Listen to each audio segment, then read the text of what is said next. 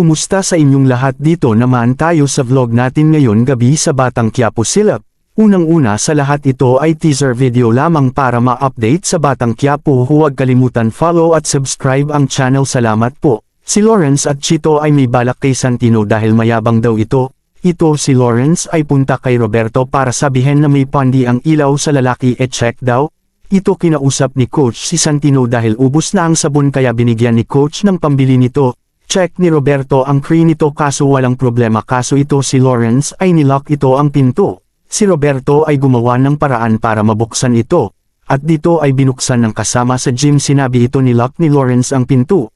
Si Santino ay pabalik na sa gym ngunit inaabangan si Santino ni Chito at ang mga tropa nito at dito nagkaroon ng away nito at dito ay pinaamin ni Santino si Chito kung sino may utos kaya napasumbong si Chito na si Lawrence ang may pagkunan nito kaya si Santino ay umakyat hanap si Lawrence. Ayon ay nag-away sila nito ni Lawrence at Santino dito ay binuwag sila ni Coach dahil sa away nito. Sinabi ni Roberto na nilock ako ni Lawrence sa crib. Dito ay pinaakyat si Lawrence sa office ni Coach. Naawa sila kay Santino dahil nasaktan ito.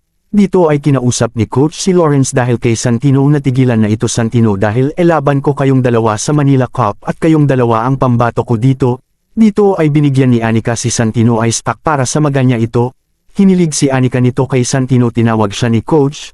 Sinabi ni Coach na may laban ka ulit at mag-ensayo ka kay Roberto at pakondisyon ka ito kaya si Santino ay masaya dahil may laban siya ulit.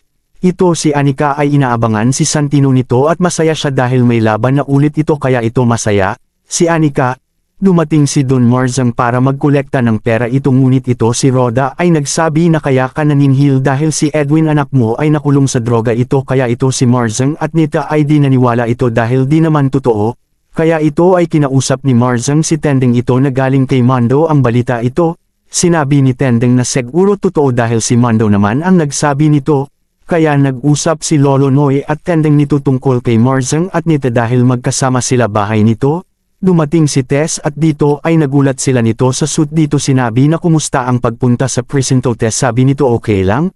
Si Tanggol at Bubbles ay pumunta sa lugar ni Tanggol at dito pinasok ang loob nito. Nakamotor sila dito at umakyat sa bahay nila Abangan bukas sa Batang Quiapo. Huwag kalimutan follow at subscribe ang channel. Salamat po.